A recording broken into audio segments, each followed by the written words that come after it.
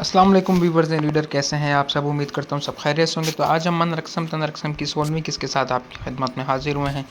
ہمیں امید ہے کہ آپ کو یہ قسط بھی پسند آئے گی۔ ہم دونوں ایک ہی چارپائی پہ سوئیں گے۔ دوسری چارپائی برآمدے سے صحن میں گھسیٹتے تکیہ درست کیا۔ نہیں، ہم کیسے سو سکتے ہیں؟ ٹھیک ہے، جاگ لیں گے، لیکن ایک ہی چارپائی پہ۔ سالار نے صحیح معنوں میں اس کے ہوش اڑائے تھے۔ جی نہیں، ہم لوگ ایک چارپائی پہ کیسے سو سکتے ہیں؟ پورے ہی نہیں آئیں گے۔ آنکھیں ماتھے پہ چڑھاتے پوری آنکھیں کھولیں۔ سو جائیں گے، فکر نہ کرو۔ سالار اپنی پاکٹ سے چیزیں نکال کے سائیڈ پہ رکھ رہا تھا، جبکہ صابری پریشانی سے چارپائی کو دیکھ رہی تھی، جہاں ایک پورا اور ایک آدھا بندہ سو سکتا تھا۔ اگر سالار جیسا بندہ ہوتا تو وہ سالار ہی آرام سے سو سکتا، لیکن ساتھ صابری جھرجھری لیتے تیزی سے دوسری چارپائی کے پاس آئی، جو دیوار کے ساتھ کھڑی تھی۔ اسے سیدھا کرنے کی کوشش کرتے اپنی جانب گھسیٹا تو وہ سر کے تھوڑا آگے آئی۔ کیا کر رہی ہو؟ اپنے لیے چارپائی بچھانے لگی ہوں۔ آپ کے ساتھ نہیں سو سکتی میں، معذرت۔ آرام سے کھڑی رہو، سالار نے گھورا۔ چارپائی کی چادر سیٹ کرتے اسے بازو سے پکڑ کے وہاں بٹھایا۔ ابھی کیوں ضد کر رہے ہیں؟ سالار اسے انسنا کرتے دوسری طرف سے آ کے خود لیٹا۔ صابری ابھی تک بیٹھی ہوئی تھی، جیسے سالار نے کمر میں ہاتھ ڈالتے اپنے قریب کیا۔ ایسے ایک طرف کروٹ لیتے اس کا سر اپنے بازو پہ ٹکایا۔ ایسے تو میری گردن ہی اکڑ جائے گی، صابری منمنائی۔ نہیں اکڑتی، سالار نے اس کے کان کے نیچے ہتھیلی رکھتے اس کا چہرہ تھوڑا سا اوپر کیا۔ صابری کو اس کی سانسیں اپنے ماتھے پہ محسوس ہو رہی تھیں۔ بے چینی سے آنکھیں بند کی، وہاں ان کے علاوہ کوئی بھی نہیں تھا۔ کھلے آسمان تلے وہ دونوں ایک ہی چارپائی پہ ایک دوسرے کی دھڑکنوں سے کھیل رہے تھے۔ ابھی صابری کے لب کھلے تھے کہ سالار نے نچلے ہونٹ پہ اپنا انگوٹھا مسلا۔ اس کی قربت پہ صابری کی سانسیں تیز ہو رہی تھیں۔ سالار کے سینے پہ ہاتھ رکھتے اپنے اور اس کے سینے کے درمیان دیوار بنائی۔ میں تمہاری دھڑکنیں محسوس کرنا چاہتا ہوں، بیبی۔ سالار نے اس کی کلائی تھامتے ایک بازو درمیان سے ہٹایا۔ صابری سرخ ہوتے لرز سی گئی۔ وہ بے باکی سے اس کی دھڑکنوں پہ اپنا انگوٹھا رب کر رہا تھا۔ چھوڑیں، بے چین ہوتے اس کی گردن میں چہرہ چھپانے کی کوشش کرتے آگے کھسکی تاکہ اس کی شرارتوں پہ باندھ سکے۔ جب سالار نے اپنا بازو اس کے سر کے نیچے سے ہٹایا اور اس کے اوپر آیا، وہ آنکھیں بند کیے خوف سے لرز گئی۔ سالار نے کچھ دیر اس کا شرم سے خون چھلکاتا چہرہ دیکھا، پھر جھک کے اس کے مرمری ہونٹوں پہ اپنے ہونٹ رکھے۔ صابری نے ایک دم آنکھیں کھولیں تو اس کا ماتھا نظر آیا۔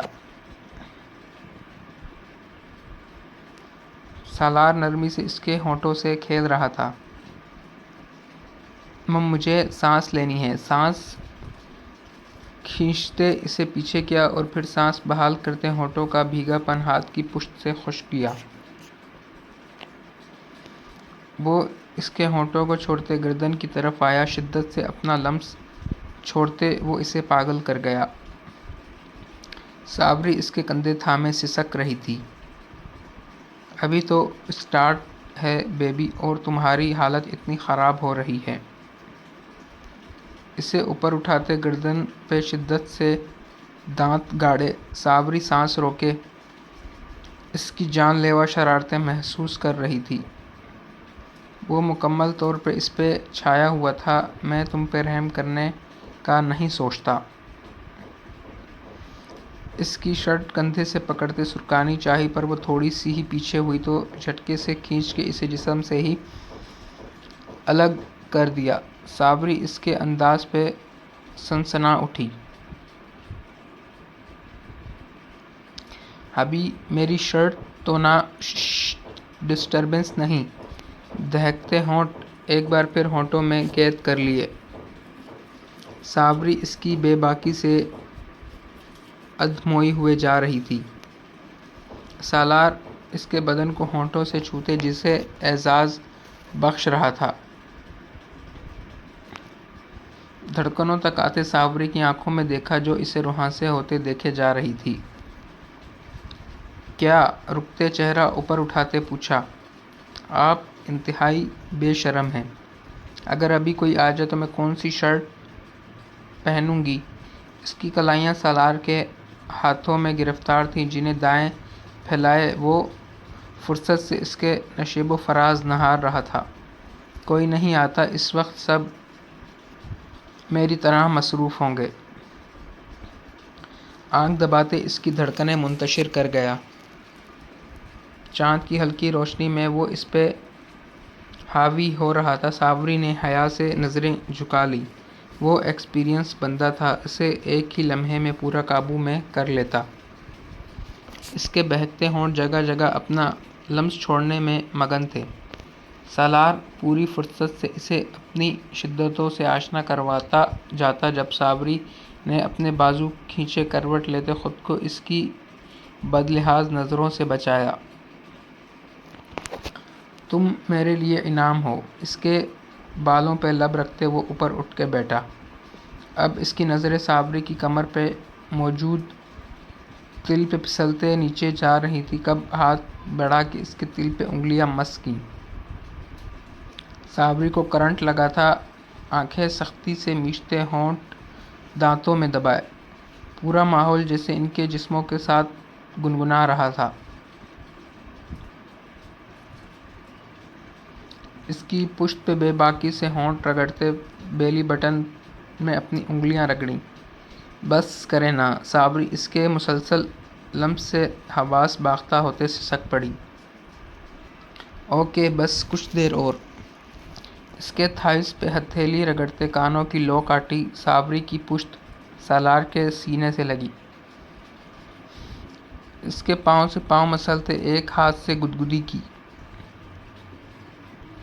صابری کی کھلکھلاتی آواز جیسے سالار کے کانوں میں رس گھول گئی۔ بے باکی سے اسے بے چین کرتے وہ اس کی سانسیں کھینچ گیا۔ ابھی نہیں۔ اس کی انگلیوں کی شدت صابری کو پورے جسم میں دوڑتی ہوئی محسوس ہو رہی تھی۔ سالار نے اس کی حالت پہ رحم کھاتے اسے چھوڑا۔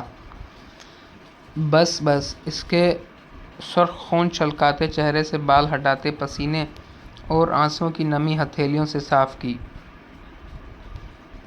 میرا بیبی۔ پھر جھک کے اس کے ہونٹوں کو نرمی سے چھوا۔ صابری کی بکھری سانسیں بحال ہو رہی تھیں کہ ایک جھٹکے میں وہ اسے ہر پردے سے آزاد کر گیا۔ اس سے پہلے کہ صابری اسے روکتی وہ اسے اپنے حصار میں جگڑتے اپنے اندر سمو گیا۔ صابری سسکتے اس کے کندھے سے آ لگی تھی۔ پوری شدت سے اسے اپنے اندر اتارتے سانس بے ہنگم ہو رہی تھی۔ صابری دھواں دھواں ہوتے اس کی مچلتی شدتوں میں تحلیل ہوتی رہی۔ کتنی دیر وہ اسے خود میں سمیٹے تڑپاتا رہا۔ صابری کا پورا بدن تھکن سے چور ہونے لگا تو سالار نے اسے خود سے الگ کرتے واپس چارپائی پہ ڈالا۔ اپنی سائیڈ پہ پڑی شرٹ اسے پہناتے ڈھانپ دیا۔ صابری کروٹ کے بل لیٹی سمٹی سانسیں قابو کر رہی تھی۔ سالار نے سائیڈ پہ رکھی چادر اٹھا کے اپنے اور اس کے اوپر کمفرٹر کی طرح اوڑھ لی، ساتھ ہی کپکپاتے نازک سے وجود کو اپنے ساتھ لگاتے بالوں پہ لب رکھے۔ صابری کچھ ہی دیر میں سو گئی تھی۔ اس کے کمفرٹ کے لیے سالار چارپائی کے بالکل کنارے پہ ہوا۔ کچھ دیر بعد وہ بھی نیند کی وادیوں میں چلا گیا تھا۔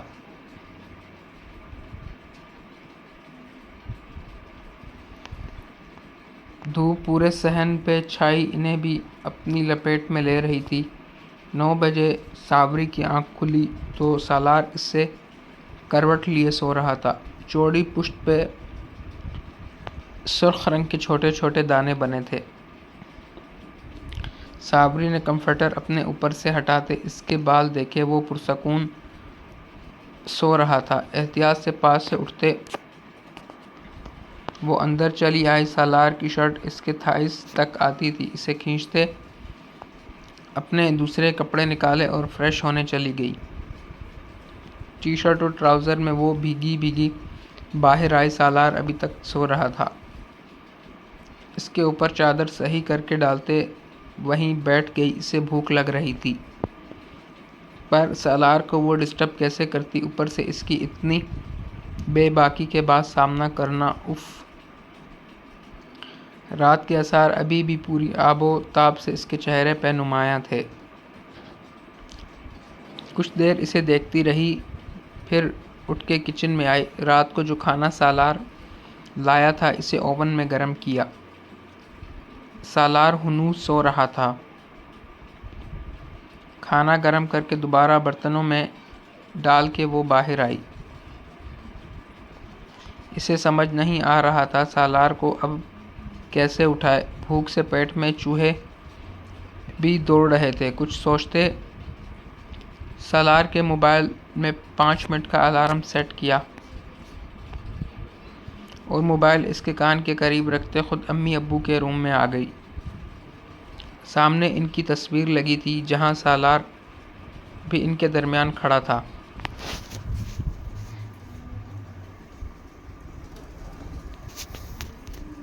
شاید جب وہ 20 سال کا تھا تب کی تصویر تھی۔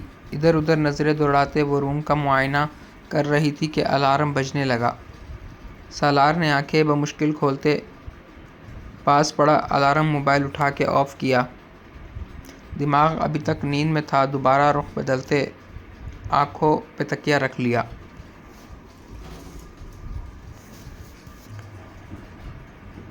اندر صابری ویٹ کر رہی تھی۔ سالار اٹھ کے روم میں جائے تو وہ بستر سمیٹ دے گی۔ کچھ دیر گزرنے کے بعد وہ باہر آئی تو سالار ابھی تک سو رہا تھا۔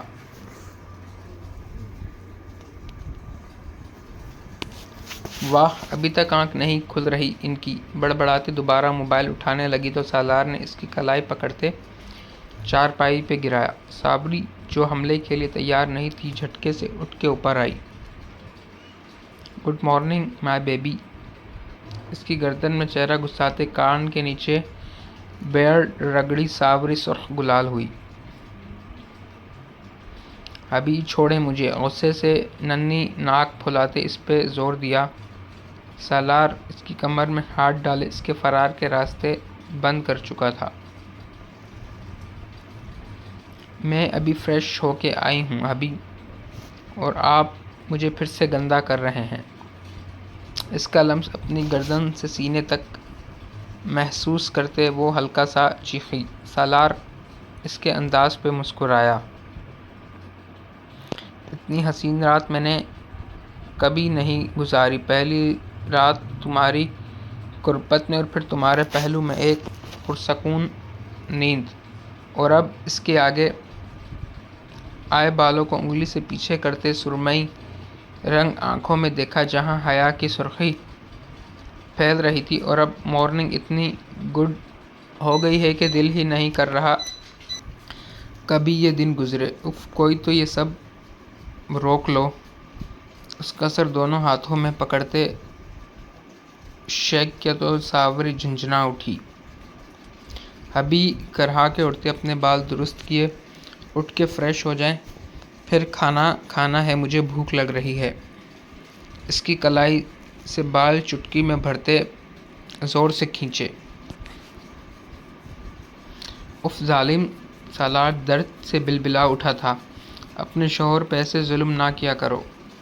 کلائی اپنے سامنے کرتے دیکھا جو لمحوں میں سرخ ہو گئی تھی۔ صابری اسے چھوڑ کے کچن میں چلی گئی تو اٹھ کے فریش ہوا۔ جب تک سالار نہا دھو کے باہر آیا، صابری اسی چارپائی سے بستر اٹھا کے ناشتہ لگا چکی تھی۔ 2 پراٹھے ہی بنا لیتی، کپ فولڈ کرتے سالار نے کٹلیٹس اور بریانی کو دیکھا۔ مجھے نہیں بنانے آتے۔ صابری نے ناک سے مکھی اڑائی اور اپنے لیے کھانا نکال کے کھانا شروع کر دیا۔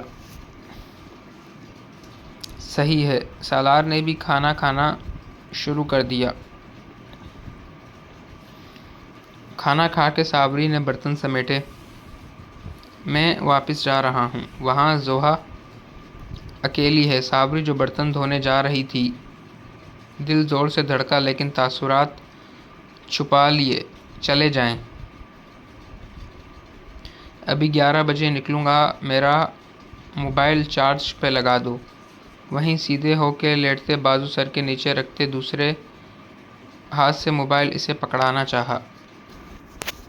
صابری نے پلیٹیں گلاس اٹھائے ہوئے تھے جنہیں پہلے ایک طرف بنے نل کے پاس رکھا، واپس آ کے اس سے موبائل لے کے چارج پہ لگایا۔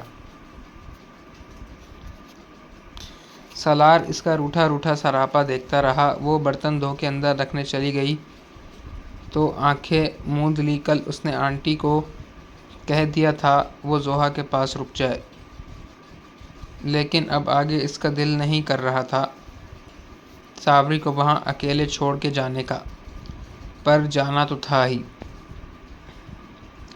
کچھ دیر گزری تو وہیں قریب کی 2 لڑکیاں چلی آئیں۔ انہیں بھی شاید خبر ہوئی تھی صابری کے آنے کی۔ اصل میں انہیں اشتیاق تھا سالار کی چھوٹی سی بیوی سے ملنے کا۔ کچھ دیر صابری ان سے باتیں کرتی رہی۔ سالار نے خود مینگو جوس گلاسز میں نکال کے صابری کو آواز دی کہ وہ لے جائے۔ 11 بج گئے ہیں، گئے نہیں آپ؟ ٹرے اٹھاتے صابری نے اسے دیکھا۔ سوچ رہا ہوں ایک اور رات تمہارے ساتھ حسین بنا لوں۔ ٹرے اس کے ہاتھ میں دیتے لو دیتی آنکھوں سے دیکھا۔ صابری سر جھٹکتے باہر بھاگ آئی، ورنہ وہ وہیں شروع ہو جاتا۔ جب تک وہ لڑکیاں گئی نہیں، سالار اپنے روم میں بیٹھا رہا۔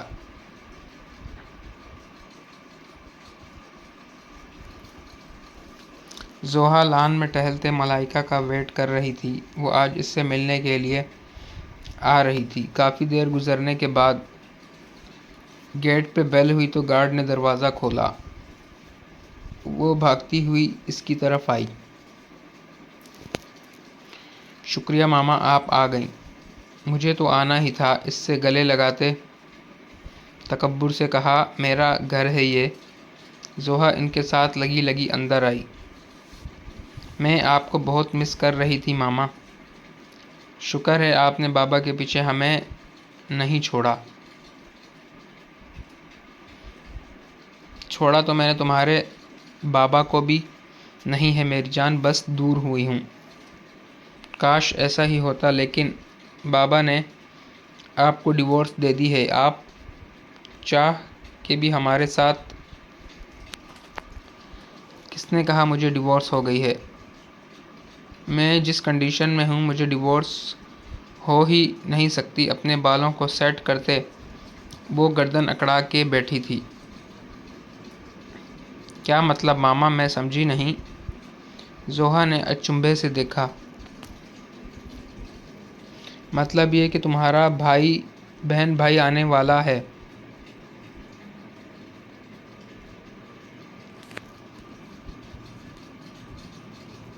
I am pregnant. واٹ؟ آپ کا دماغ تو نہیں گھوم گیا ماما؟ نہیں، میں سچ کہہ رہی ہوں۔ یہ دیکھو رپورٹس۔ ملائکہ نے اپنے بیگ سے اسے رپورٹس نکال کے دکھائیں، جن کے مطابق وہ 4 ہفتوں سے پریگننٹ تھی۔ زوہا آنکھیں پھاڑے اسے دیکھ رہی تھی۔ اگر یہ سچ تھا تو اس میں ان کی بھلائی تھی، لیکن جو احادی اور زوہا کی عزت کا فالودہ نکلتا وہ چہرہ ایک دم شرمندگی سے دیکھنے لگا تھا۔ مما کیا یہ سچ ہے؟ اس کا دل بند ہونے والا تھا۔ ہاں بالکل سچ، ملائکہ نے ایک بار پھر اپنے بال جھٹکے۔ زوہا گہرا سانس لیتے خاموش ہو گئی۔ کیا سے کیا ہوتا جا رہا تھا، پتہ نہیں اس خبر کے بعد ہادی کا کیا ری ایکشن ہوتا۔ مما آپ کو ایک مشورہ دوں؟ ہونٹوں پہ ہاتھ رکھتے وہ ذرا سا آگے جھکی۔ ملائکہ نے اثبات میں سر ہلایا۔ پلیز آپ واپس لندن چلی جائیں، ہم سب اس طوفان کو برداشت نہیں کر پائیں گے پلیز۔ آنکھوں میں نمی چھانے لگی۔ کون سا طوفان میری جان؟ یہ تو ہمارا بھلا ہوا ہے نا، ہم لوگ ایک دوسرے سے جدا نہیں ہوں گے۔ لیکن بیبی اس کا کیا؟ کتنی شرمندگی کی بات ہے۔ شرمندگی کی بات نہیں ہے،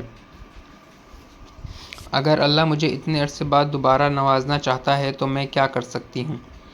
اس میں اس کی کوئی حکمت ہوگی نا جو اسی ٹائم پہ ہی یہ سب ہوا۔ زوہا نفی میں سر ہلاتے اس کی باتوں سے ایگری ہونے کے لیے تیار ہی نہیں تھی۔ اسے ابھی بھی سمجھ نہیں آ رہی تھی۔ ملائکہ اپنے فائدے کے لیے کچھ بھی کرنے کو تیار تھی، کچھ بھی۔ ہادی بھائی کو خود بتا دیجیے گا، اس کے پاس سے اٹھ کے اندر جاتے سرد آواز میں کہا۔ ملائکہ اس کے رویے سے حیران نہیں ہوئی تھی، پیچھے ٹیک لگاتے سکون کا سانس لیا۔ اسے انتظار کرنا تھا یہ خبر کب سالار اور صابری کے رشتے میں آگ لگاتی، کب اس کا آشیانہ جل کے ویسے ہی راکھ ہوتا جیسے اس کا ہوا تھا۔ آنکھیں مونتے ایک سکون کا سانس خارج کیا۔